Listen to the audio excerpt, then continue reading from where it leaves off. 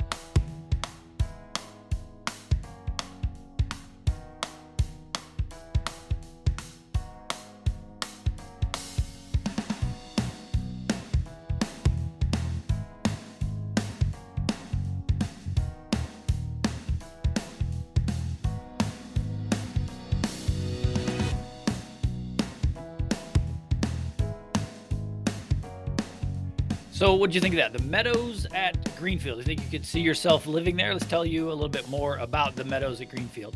So first of all, it struck me is that maybe they need a little more help in naming their neighborhood. So here's some things. One, the Meadows at Greenfield. So isn't a meadow a greenfield? Isn't that the same thing? Isn't that redundant? Isn't a meadow a greenfield and a greenfield a meadow? So that is kind of like, that's weird for me.